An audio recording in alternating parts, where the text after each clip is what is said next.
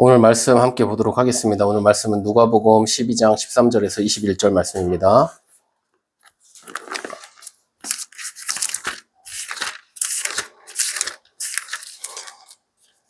네, 오늘 말씀 누가복음 12장 13절에서 21절 말씀 제가 먼저 읽고 이렇게 교독하도록 하겠습니다. 제가 먼저 읽겠습니다. 무리 중에 한 사람이 이르되 선생님 내 형을 명하여 유산을 나와 나누게 하소서 하니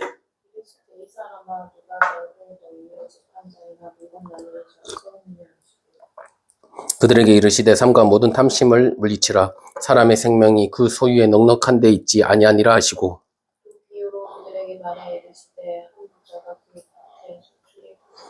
심중에 생각하여 이르되 내가 곡식 쌓아 둘 곳이 없으니 어찌할까 하고 이르되 내가 이렇게 하니라 내 국가는 흩어졌고 내 모든 곡식과 물건을 거기 쌓아두리라. 또 내가 내 영혼에게 이르되 영혼아 여러 해 쓸 물건을 많이 쌓아두었으니 평안히 쉬고 먹고 마시고 즐거워하자 하리라 하되 하나님을 이르시되 어리석은 자여 오늘 밤에 내 영혼을 불로 찾으니 그러면 내 준비해야 하는 것이 누구의 것이 되겠느냐. 같이 읽겠습니다. 자기를 위하여 재물을 쌓아두고 하나님께 대하여 부하지 못한 자가 이와 같으니라. 아멘. 예. 인생을 살아가면서 인생에는 좋은 일도 있고 또 기쁘고 행복한 일도 있는가 하면 또 우리 안에 여러 가지 어려움 때문에 힘듦 때문에 우리가 또 그것으로 몸부림치고 힘들어할 때도 있는 것 같습니다. 우리가 좀 생각해 보면 정말 우리 인생에서 다양한 힘든 일들이 있지만 어려운 일들이 있지만 그 중에서 제가 볼 때는 내가 하지 않은 것 때문에 나를 모함하거나 나를 어렵게 하거나 혹은 내가 받아야 될 어떤 보상이 있는데 그 보상을 받지 못하는 경우에 상당히 어려워하고 힘들어하지 않는가 이런 생각이 들어요. 그래서 이런 상황을 만나면 너무 마음이 아프고 또 때로는 인생에 회의감마저 들기도 합니다.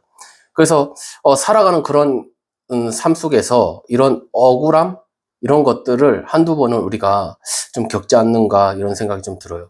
부모님이 가장 아플 때가 좀 언제일까 이렇게 생각해 보면 자녀에게 정말 모든 것을 헌신하고 모든 것을 희생하고 모든 것을 공급하고 다 그렇게 했는데도 불구하고 돌아오는 것이 자녀에게 감사하다는 소리도 아니고 그저 왜 나를 이렇게 낳으셨냐 이런 이야기를 하게 되면 부모님 마음은 너무나 아프고 좀 힘들지 않는가 이런 생각이 좀 듭니다. 예전에 그 공공의 적이라는 그런 영화가 있었어요. 그 영화가 상당히 좀 이제 그 영화 개봉했을 때는 충격이 참 많았습니다. 왜냐하면은 그 자식이 그 부모님의 돈 때문에 자녀를 죽이는 것을 볼 수가 있어요. 근데 그것보다 더 충격적인 것은 뭐냐면 그 자녀가 그 부모의 그 칼로 찔렀을 때 그 손톱이 빠져서 그 빠진 손톱을 죽어가는 엄마가 보고 어머니가 보고 그것을 삼키고 죽는 그 장면을 보면서 정말 이렇게까지 부모님은 사랑하는구나 좀 이런 생각을 좀 했습니다. 좀 우리가 사실 생각해 보면 정말 하나님께 말할 수 없는 은혜를 받았잖아요. 정말 저도 그렇고 여러분도 그렇고 정말 죄로 가득한 우리를 정말 말도 안 되는 그런 삶을 사는 우리에게 하나님께서 자기 자녀를 정말 우리 대신해서 주셨다는 것은 정말 그 사랑을 어떻게 우리가 헤아릴 수 있을까? 정말 저는 이해가 되지 않아요. 아까도 이제 얘기했던 그 부모가 죽어가면서도 자식의 그 손톱을 먹은 게 뭐예요? 그게 무슨 마음입니까? 내 자녀가, 난 비록 그 자녀 때문에 죽지만 내 자녀가 좀 잡히진 않았으면 좋겠다는 마음 아니겠어요? 그 자녀에 대한 사랑이 얼마나 크면 그럴까? 어떤 사람은 그러더라고요. 아기가 자기 아이가 낳은 똥도 먹을 수 있을 것 같다고. 이제 그 마음이 어떤 거겠습니까? 그만큼 얼마나 사랑한다는 뜻이에요. 근데 하나님은 그보다 더 큰 사랑으로 우리를 지금 사랑해 주시고 계시다는 겁니다. 사람이 살면서요, 정말 여러 가지 일들을 겪게 돼요. 정말 여러 가지 일들을 만나게 됩니다. 어떤 억울한 일들. 사실 생각해 보시면, 세상에서 참 부당하고, 그런 일들이 참 많은 것 같아요. 가정에서도 그럴 수 있고, 그리고 직장에서도, 우리 학교에서도 여러 곳에서 사실은 정말 나는 열심히 살아가려고 하지만은 나를 좀 힘들게 하는 여러 가지 일들이 우리에게 다가오지 않는가 이런 생각이 좀 들어요.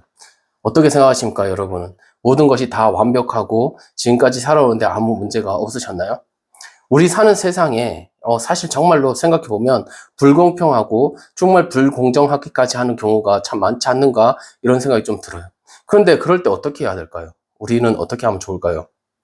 내가 얻지 못한 어떤 것 때문에 내가 정당히 받아야 되는데 못 받는 것 때문에 어떻게 하시겠습니까? 그 싸워서 그것을 쟁취하시겠어요? 아니면은 좀 포기하고 아니면 그냥 내려놓겠습니까? 어떤 것이 좋을까요? 기독교인으로서 우리가 세상 가운데 어떻게 살아가야 될 것인가 우리가 한번 고민해 보게 되는 것 같아요.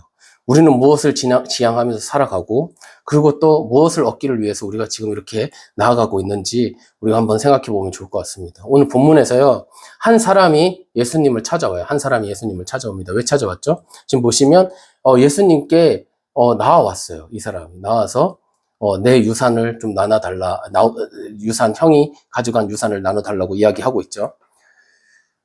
이 사람은 이미 예수님의 말씀을 많이 들었을 거예요. 예수님의 말씀을 들으면서 예수님이 어떤 분인지를 이렇게 알게 됐어요. 우리가 지난주에 했던 게 있는데 지난주에 우리 말씀 무엇을 했는지 혹시 기억나나요? 지난주에 말씀은 숨길 수 없다 이렇게 말씀을 했어요. 요 전절인데 예수님을 만나면 바리새인들이 그 안에 있는 악한 것들이 어둠이 드러나게 되었다 이렇게 얘기를 했어요. 그리고 예수님의 제자들이 예수님을 만나고 예수님의 그 가르침을 받은 이 제자들이 결국은 세상에 드러나게 된다라는 걸 이야기했어요. 그래서 예수님의 말씀을 들은 그 사람들은 어떻게 삽니까? 바리새인들의 그 가르침, 그 모습으로 사는 것이 아니라 예수님의 가르침으로 사는 거예요. 그럼 어떻게 되겠어요? 세상과 계속 부딪히는 거예요. 그럼에도 불구하고 너희들은 전파하라. 그래서 몸은 죽여도 영혼은 죽이지 못한 자가 아닌 몸도 죽이고 영혼도 지옥으로 보내는 그분을 두려워하라고 하면서 하나님을 시인하며 살 것을 이야기합니다. 결국 이 말씀 보시면 예수님의 모습은 어떻게 보입니까? 예수님의 모습은 세상과 어떻게 보면 충돌되는 것 같아요. 그죠? 예수님의 그 정의로움, 예수님의 그 올바름으로 계속 사람들에게 이렇게 이야기하고 있어요. 그 얘기를 들었더니 한 사람이 나타나서 이제 예수님께 어떤 것을 요청하고 있습니다. 어쩌면은 이 사람은 부당한 대우를 받은 것 같아요. 그죠? 12절에 보니까 형의 유산을 나눌 수 있도록 도와달라고 말씀하고 있습니다. 그럼 이 사람은 동생인데 형이 어떻게 한 거예요? 형이? 이 동생이 받아야 할 유산까지도 다 이제 가져갔다라는 것이죠. 다 차지한 거예요. 유대인의 이 상속법을 보면 유대인들은 형은 2배를 받고 동생은 하나를 받아요. 그러니까 예를 들면 아버지에게 3이라는 게 있으면 아버지 유산이 3이라는 게 있으면 형은 1을 받고 동생은 1을 받는 거예요. 그런데 지금 여기서 나오는 이 사람은 형이 모든 유산을 다 가로챈 거예요. 만약에 이런 상황에 대해서 평소 이제 바리새인들이나 이런 사람들이 잘 해결해 줬다면 아마 이렇게 나오지 않았을 것 같아요. 그런데 아마 이것을 해결하지 못하고 있으니까 이제 예수님께 나와서 이런 이야기를 하게 됩니다. 예수님은 이 문제에 대해서 분명히 잘못된 것이란 걸 알기 때문에 예수님이 도와주실 거야 라는 생각을 하고 있었겠죠. 그죠? 이런 마음으로 예수님을 찾지 않았겠습니까? 사람들도 주위에 있는 사람들도 야, 그 문제 예수님께 가지고 나와봐. 그럼 예수님이 잘 해결해 주실 거야. 이렇게 한번 이야기하지 않았겠습니까? 이런 거예요. 사람이 사실은 어떤 도움을 구할 때는 처음엔 자기 스스로 다 모든 걸 하려고 합니다. 자기가 스스로 막 해보려고 하다가 그것이 안 되면 어떻게 하죠? 이제 사람을 찾는 거죠. 법에 대한 문제에서 모르면 안 되면은 이제 변호사를 찾아가는 거예요. 그냥 몸이 막 아파갖고, 이거 어떻게 하면 치료가 안 되네? 그러면 이제 의사를 찾아가는 거예요. 병원을 찾아가는 겁니다. 정말 하다 안 되면, 정말 모든 방법을 써봤는데 이제 더 이상 안 되면, 그제서 우리가 하나님을 찾고 그러진 않는가, 이런 생각이 좀 들어요. 우리가 그만큼 미련한 모습이지 않는가, 이런 생각이 듭니다. 누가 봐도 지금 이 이야기는 잘못된 것이기 때문에, 그죠? 당연히 이제 해결해 주실 줄 알고 예수님께 찾아간 거예요. 그런데 예수님께서 예상 외의 대답을 하십니다. 우리 14절 함께 읽어보겠습니다. 14절 같이 읽겠습니다. 자, 시작. 이르시되 이 사람아 누가 나를 너희의 재판장이나 물건 나누는 자로 세웠느냐 하시고, 예수님께서 지금요 자신이 이 땅에 온 이유가 재판장이나 물건 나누는 자로 온 것이 아니라고 이야기하고 있어요. 다시 말해서 이 땅에 오신 예수님의 이유는 어떤 우리의 문제 해결사이기보다는 하나님의 어떤 일들을 위해서 이곳에 와 계신 예수님을 말씀하고 있습니다. 사실 우리가요, 우리 삶에 대해서 더 관심이 많습니다. 그렇죠? 나에게 일어난 어떤 일들, 그것에 관심이 많아요. 내가 받은 어려움, 어떤 서름, 어떤 아픔, 이런 것에 우리는 집중할 수밖에 없습니다. 우리가 그만큼 예수님의 관심사와 사뭇 다른 그런 스탠스를 가지고 있을지도 몰라요. 그렇기 때문에 예수님의 말씀을 듣는 관점도 다릅니다. 그래서 예수님께서 해결해 주실 수 있는 일이 지금 세상에 일어나는 일 정도로 생각하는 거예요. 예수님께서 갖고 계신 관심은 어디에 있을까요? 예수님은 어디에 관심이 있을까요? 예수님은 우리가 성공하는 것에 관심이 있을까요? 예수님은 어디에 관심이 있겠습니까? 아버지의 뜻에 관심이 있다고 말씀하고 있어요. 그래서 아버지 뜻은 무엇입니까? 아버지 뜻. 하나님의 그 나라와 의를 위해서 나아가는 그 모습은 어떤 것입니까? 이 땅 가운데 하나님의 화평을 이루고 사는, 그래서 화평케 하는 자가 뭐라고 했죠? 하나님의 아들의 일컬음을 얻는다고 이야기를 하고 있습니다. 그래서 예수님의 사역은 이 땅 가운데 화평을 이루기 위해서, 우리와 하나님의 관계를 이루기 위해서, 그것을 위해서 나아가시는 게 예수님의 모습입니다. 그런데 우리가 사실은 예수님의 어떤 그런 것보다 나의 어떤 문제에 더 관심이 많을 때가 더 많다는 것이죠. 근데 한번 생각해 보세요. 여기서 보시면 전혀 예수님께서 이제 요청하는 그런 이 사람의 이야기가요, 전혀 자신에게는 아무 문제가 없다고 생각해서 요청한 거예요. 그죠? 자기가 문제가 있다고 생각하면서 예수님께 이런 요청을 했겠습니까? 지금 제가 앞에서 이 말씀드린 것을 생각해 보면요, 이 사람이 뭐가 문제가 있겠습니까? 한번 생각해 보세요. 오로지 피해만 받았잖아요. 무슨 해코지를 했습니까? 형에게? 아니에요. 형이 다 자기 것을 다 빼앗아 간 거예요. 그 누가 봐도 이 동생의 문제를 봤을 때 동생이 잘못됐다라고 생각할 수가 없었습니다. 그 주위의 사람들도요, 당연히 예수님께서 해결해 줄 것으로 생각했어요. 어떠세요, 여러분? 여러분의 문제에 대해서 하나님은 관심이 많으시다고 생각하십니까? 어떻게 생각하세요? 한번 엄밀히 한번 따져보시면 좋겠어요. 오늘 잠깐만 생각해 보세요. 그럼 왜 하나님은 여러분의 삶에 그 문제에 관심이 많아야 되는 거죠? 왜 우리 삶에서 어떤 문제들, 나한테 어떤 어려움이 있었던 것, 누군가 나의 것을 가로챈 것, 나에게 어떤 배신을 한 것, 나에게 어떤 여러 가지 눈물을 준 것, 슬프게 되었던 것, 이런 것에 하나님은 왜 관심을 가져야 되는 건가요? 왜 하나님은 여러분의 생각하는 그 불행에 있어서 그것을 관심을 하나님은 가져야 되는 것입니까? 그거를 해결한다고 하나님께 어떤, 이득이 있는 건가요? 그렇지가 않습니다. 그렇게 하나님께서 찾아주면 하나님께 어떤 이득이라도 돌아올 것 같습니까? 그런 게 아니에요. 전혀 그렇지 않습니다. 근데 우리는 하나님께 이런 것을 해야 하나님은 이런 나의 어떤 믿음을 받을 수 있습니다라는 어떤 그런 모습을 보일 때가 많은 거예요. 하나님 이거 해주셔야 내가 이렇게 합니다. 하나님 이거는 해주시면 내가 이렇게 할 거예요. 이런 식으로 우리가 기도할 때도 많고 그렇게 신앙생활을 할 때도 너무나 많은 것 같아요.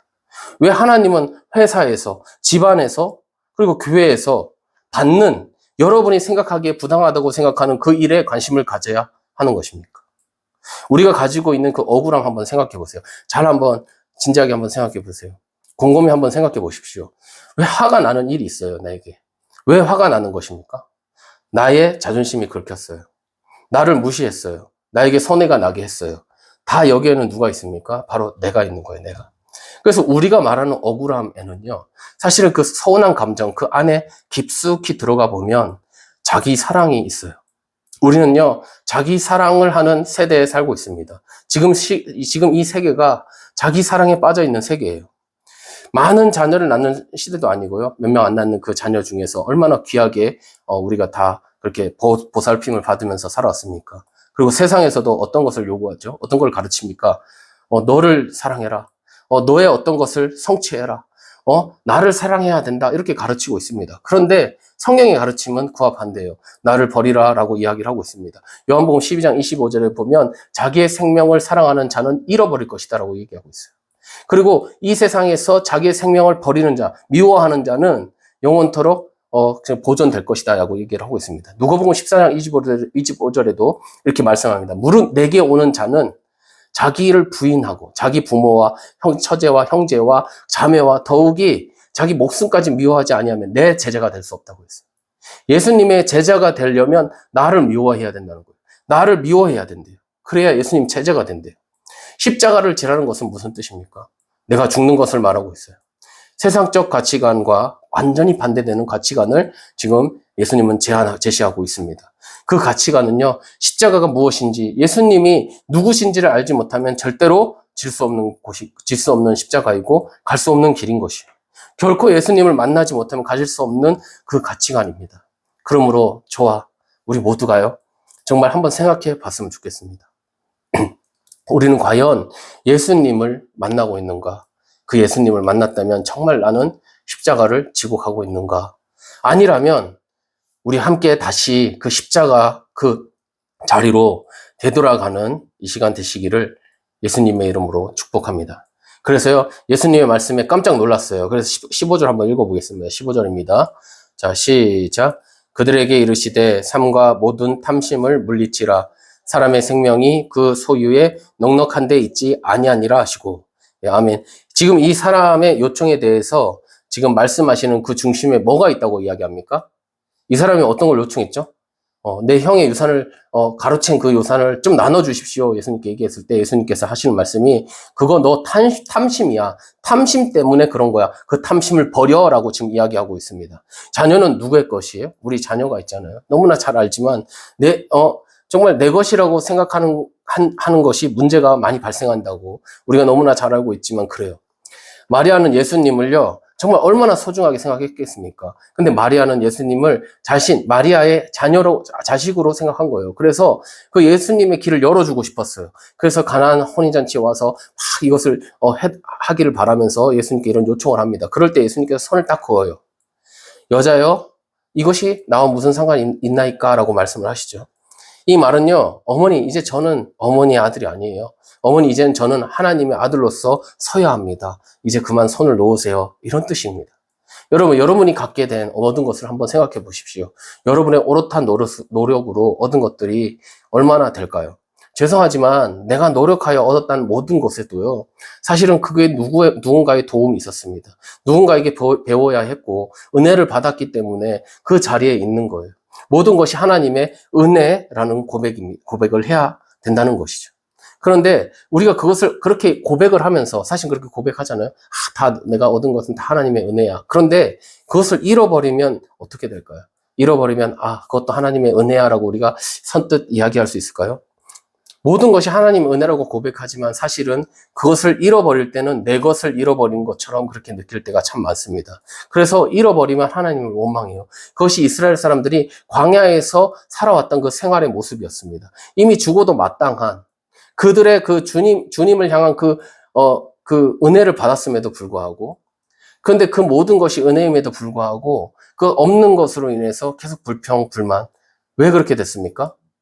자신들이 받은 은혜가 그 어떤 것인지 전혀 기억하지 못하고 생각하지 못하고 있었기 때문입니다. 그러니까 내 것을 달라고 그렇게 난리를 치고 있어요. 모든 것이 은혜라고 하는데 잃은 것도 은혜라고 우리는 말할 수 있을까요? 그런데 그 누구도 내 손에 들어온 것을 쉽게 내놓을 수가 없는 거예요. 그렇게 내놓을 수 없는 것이 우리의 모습이지 않은가, 이런 생각이 듭니다. 근데 예수님은 정확히 보시고 계십니다. 그거 네가 노력해서 얻은 건 아니야. 그것을 가지려는 그 마음 버려. 그거 탐심이야. 이렇게 이야기를 하고 있어요. 만약에 예수님께서 여러분에게 정당하게 받아야 할 어떤 것이 있는데 그것에 대해서 못 얻은 것 때문에 이야기를 하고 있지 않습니까? 거기에 대해서 탐심이야 그거 이렇게 이야기하면 여러분 그것을 받아들일 수 있으시겠어요? 아마도 예수님께조차도 우리는 화를 내고 분노하고 억울해하지 않을까, 이런 생각이 듭니다. 사복음서에 보면은 여러 가지 이런 표현이 있는데 예수님께서 이런 표현을 해요. 일을 간다, 이런 표현을 하고 있습니다. 왜 일을 가고 있어요, 이 사람들이? 이제 일을 가는 이유가 뭡니까? 자기 딴에는 정말 예수님 위해서 열심히 살았다는 거예요. 예수님 위해서 헌신하고 봉사하고 정말 예수님을 위해서 그렇게 신앙생활을 했는데도 불구하고 나중에 하나님 앞에 그 보좌 앞에 섰을 때 그 받는 그 결과가, 그 시험 점수가 낙제 점수였던 거예요. 그럴 때 억울한 거예요. 난 그렇게 열심히 했는데 왜 난 이런 대접을 받느냐고 억울해하며 일을 갈고 있습니다. 여러분은 옳다고 생각하는데 예수님께서 틀리다고 말씀하시면 여러분 나의 생각을 버리고 정말 예수님의 말씀이 맞습니다라고 그렇게 고백하며 순종하며 나아갈 수 있겠습니까? 성경에 나오는 사람들도 그러지 않는 경우도 있었던 것 같아요. 성경에 나오는 사람 중에 요나라는 사람이 있어요. 그 요나라는 사람이 니느웨로 하나님께서 가라고 했지만 그것을 반대하는 그런 모습들을 보였었죠. 그리고 2차 저차에서 이제 니누에 갔습니다. 니누에 가서 이 말씀을 선포한 다음에 3일 길을 갈 길을 하루만 선포하고는 언덕에 이렇게 올라가서 어떻게 되나 이렇게 보고 있었어요.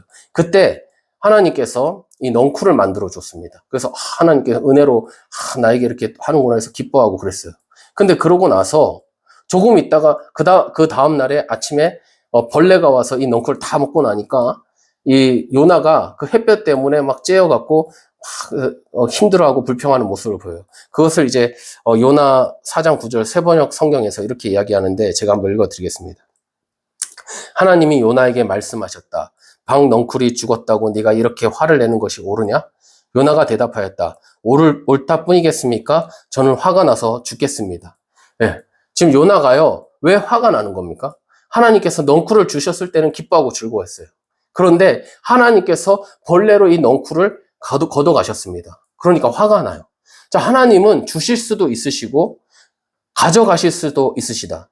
여기에 동의가 되십니까? 하나님은 나의 생명을 주실 수도 있으시고 걷어가실 수도 있으시다. 여기에 동의가 되시나요? 이렇게 생각하면 우리가 생각해 볼 때, 이런 식으로 생각해 볼 때, 정말 어떤 부분에 있어서든지 사실 불평이나 불만이 생길 수가 없을 것 같아요. 왜? 다 하나님이 주시는 것이고, 하나님이 또 가져가시는 것이라는 생각을 한다면. 그래서, 요나하고 이런 비슷한 욥이라는 사람은 어떤 고백을 합니까? 욥기 1장 21절, 22절입니다.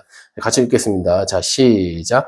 이르되 내가 모태에서 알몸으로 나왔사온즉, 또한 알몸이 그리로 돌아가올지라 주신 이도 여호와시요 거두신 이도 여호와시오니 여호와 이름이 찬송을 받으실지니이다 하고 이 모든 일에 욥이 범죄하지 아니하고 하나님을 향하여 원망하지 아니하니라. 아멘.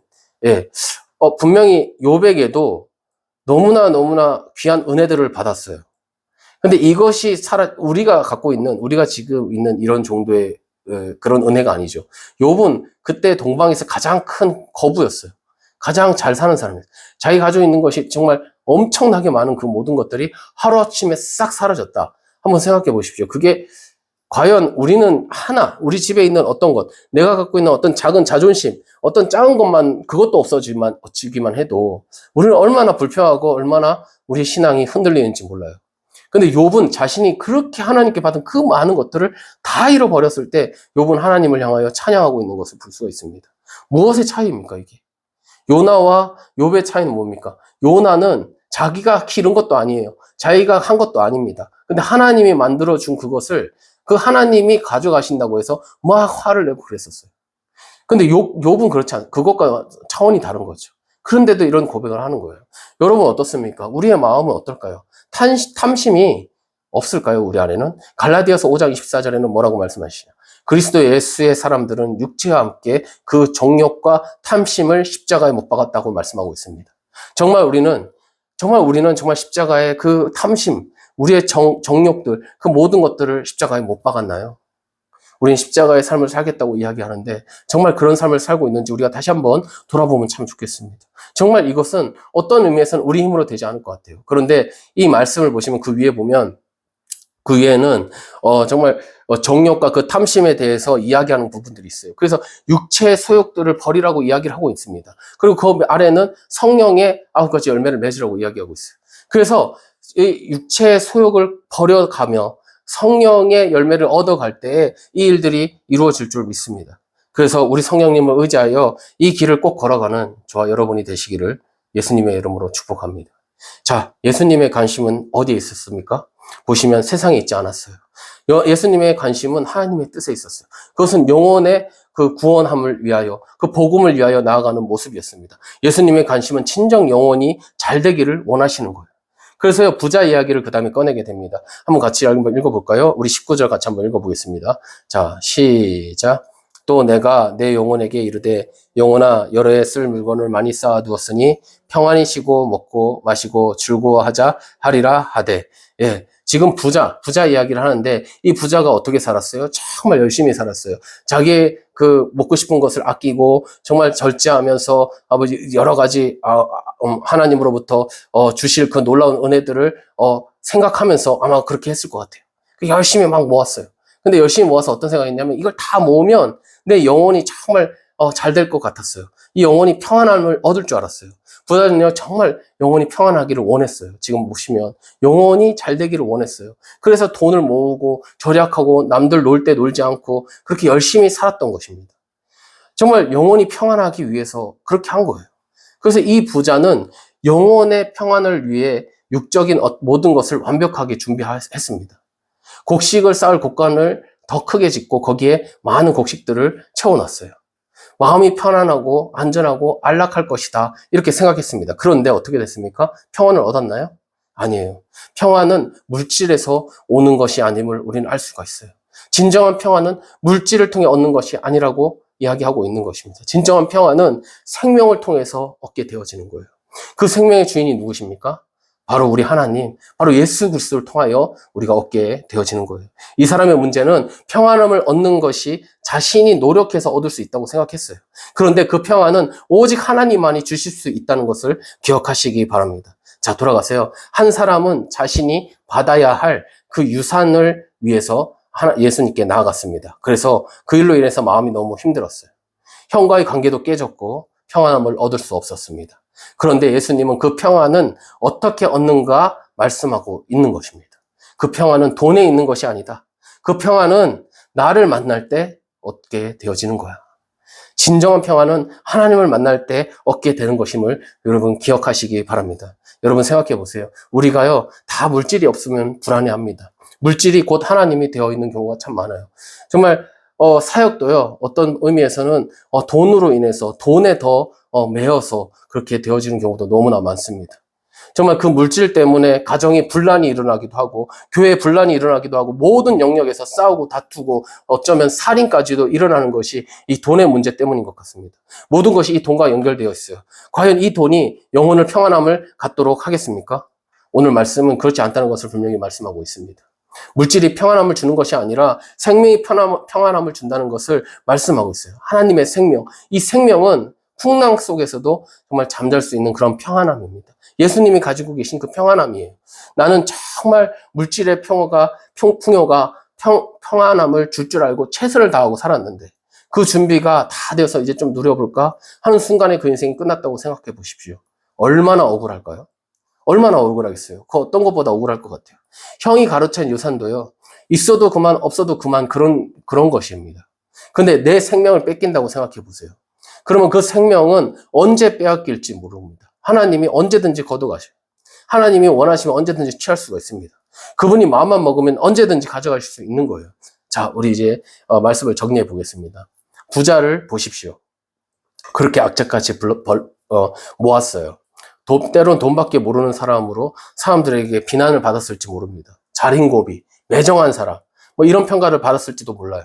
그런데 그렇게 한 이유는 평안을 얻기 위해서 그런 거예요. 정말 평안해지고 싶어서, 한번 잘 살아보고 싶어서 그렇게 했습니다. 그런데 그 사람이 이제 평안하게 살아봐야지 하는 그 순간에 하나님께서 그 영혼을 찾아간다면 그 사람이 지금까지 했던 모든 것이 무슨 의미가 있겠어요? 무슨 의미가 있겠습니까?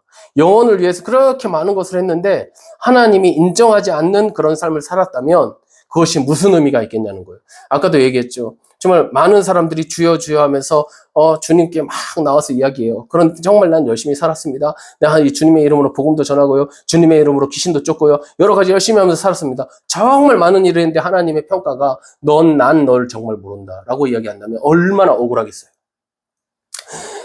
그래서 우리가 얻은 모든 것은요, 한번 생각해 보셔야 돼요. 무엇을 위한 것인가 라는 것이죠. 우리는 정말 여러 가지 삶 속에서 이렇게 살아가요. 우리의 삶의 목적이 어디를 향하여 나아가고 있습니까? 정말 생명을 향해 나아가고 있는가?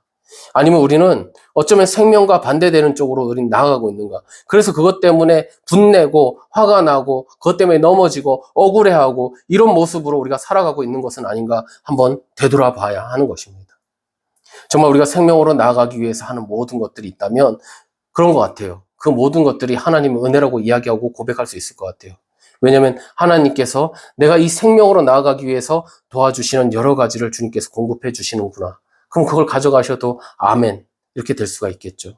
근데 만약에 그 평안이 아닌, 하나님이 주시는 평안이 아닌 내가 원하는 평안을 향하여 달려갈 때는 이 모든 것이 사라지면 너무 억울하고 힘든 거예요. 내 마음이 너무 힘든 겁니다. 그렇게 된다면 얼마나 힘들겠습니까? 세상 사람들이요, 다 억울하면요, 어떻게든 그것을 찾으려고 해요. 그렇죠? 우리도 다 그렇다고 생각해요. 여러 가지 조금만 억울한 일이 생기면 어떻게 해요? 그것을 따져서 어떻게든 찾아야 되고, 그러려고 하는 마음들이 우리 마음에서 많이 올라오지 않습니까? 그렇다고 우리가 우리 삶을 내버려 두라는 얘기가 아니에요. 우리가 하나님을 바라보고 정말 하나님께서 기뻐하신 것이 무엇인지를 바라보며 우리가 정말로 나아갈 수 있으면 너무나 좋겠습니다.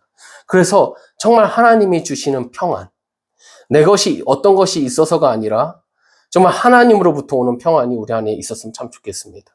그래서 아무것도 가지지 않았지만 모든 것을 가진 자와 같이 살아가며 정말 아무 문제가 없어서가 아니라 그 문제 안에서도 정말 그 큰 풍랑 안에서도 정말 예수님처럼 정말 그 안에 평안함으로 나아갈 수 있는 우리의 모습이 되었으면 참 좋겠습니다. 오늘은 진정한 평안은 무엇인지에 대해서 우리가 한번 생각해 본 것 같아요. 너가 준비한 그 평안은 아무 의미가 없다. 하나님이 주시는 그 평안으로 들어갈 때 모든 것이 의미가 있어져. 그러니까 탐욕을 버려. 넌 그것이 옳다고 얘기하고 정의롭다고 생각하지만 그 정의는 너의 것이야. 너를 위한 것이야. 너가 있어서 그것이 그렇게 아깝고 그런 거야. 정말 하나님을 향해서 하나님의 모습으로, 하나님이 기뻐하시는 모습으로 그렇게 나아갈 수 있도록 그렇게 노력해봐라고 예수님께서는 말씀하시고 계십니다. 우리는 그저 이렇게 흘러가요. 우리 인생에서 이렇게 시간이 흘러가죠. 전도서 11장 1절에 보면 너는 내 떡을 물에 던져라. 여러 날 후에 도로 찾으리라라고 말씀하고 있습니다. 그게 무슨 뜻이에요? 하나님께 드리는 거예요. 하나님께 맡기는 거예요. 그랬을 때 주님께서 다시금 돌려주신다는 거예요. 여러분이 갖고 있는 여러 가지 어려움이 있을 수 있습니다. 그 안에 여러 가지 그 아픔 때문에 눈물을 흘립니다. 아무도 그 부분을 알 수가 없죠. 누가 그것을 위로해 줄 수 있겠습니까? 여러 가지 어려움이 있죠. 근데 그 어려움을 던져버리세요. 주님께 던져버리세요. 그래서 주님께서 여러 날 후에 가장 좋은 것으로 다시금 주실 때 정말 하나님께 감사하며 기뻐하며 그렇게 나아갈 수 있는 우리가 되었으면 참 좋겠습니다. 제가 얼마 전에 시 한 편을 알게 됐어요. 그래서 그 시 한 편을 한번 읽고 제가 이제 마쳤으면 좋겠다는 생각이 들어요. 내용은 신경님이라는 분이 쓴 건데 가난한 사랑 노래라는 내용입니다. 제가 한번 읽어드릴게요. 가난하다고 해서 외로움을 모르겠는가? 너와 헤어져 돌아오는 눈 쌓인 골목길에 새파랗게 달빛이 쏟아지는데 가난하다고 해서 두려움이 없겠는가? 두 점을 치는 소리, 방풍대원의 호각 소리, 매물묵 사려 소리에 눈을 뜨면 멀리 육중한 기계 굴러가는 소리, 가난하다고 해서 그리움을 버렸겠는가? 어머님 보고 싶소 수없이 내어보지만 집 뒤 감나무의 까치밥으로 하나 남았을 새빨간 감바람 소리도 그려보지만 가난하다고 해서 사랑을 모르겠는가? 내 볼에 와닿던 내 입술의 뜨거움, 사랑한다고 속삭이던 내 숨결, 돌아서는 내 등 뒤에 터지던 내 울음, 가난하다고 해서 왜 모르겠는가? 가난하기 때문에 이 모든 것들을 버려야 한다는 것을. 왜 이 시를 좀 읽게 됐냐면, 가난하기 때문에 모르지 않는다는 거예요. 뭐를요? 외로움도, 두려움도, 그리움도, 사랑도 다 알고 있다는 거예요. 그렇지만 가난하기 때문에 그것을 외면해야 되는 나의 모습이 있다는 것이죠. 저는 그런 생각이 들어요. 하나님 심령이 가난한 자는 복이 있다고 하잖아요. 그 사람은 천국이 자기 것이래요. 없어요. 가난해요. 그거는 무너진 마음이에요. 우리 안에 여러 가지 때문에 힘든 마음이죠. 근데 그 마음 때문에 이제는 다른 걸 보지 않고 하나님을 보게 된 거예요. 그래서 세상 것보단 하나님을 바라보며 나아가는 그 삶이 되어지는 거예요. 저는 가난해서 정말 여러 가지 외로움도 있고 두려움도 있고 그리움도 있고 사랑도 있는데 그것들 다 내려놓고 그렇게 살아갈 수밖에 없는 이 처절한 마음들이 느껴져요. 근데 우리는 그것보다 정말 하나님의 마음으로 정말 가난한 심령 내서 이 세상에서 사실 여러 가지로 깨어지죠. 우리의 삶이. 근데 그럴 때마다 정말 하나님을 바라보면서 이 모든 것들을 내려놓고 버리고 그래서 주님을 향하여 달려갈 수 있는 우리의 모습이 되기를 예수님의 이름으로 축복합니다. 우리 같이 기도하겠습니다. 하나님 감사합니다. 하나님, 우리가 하는 모든 일들이 하나님께 의미 있는 일들이기 원합니다.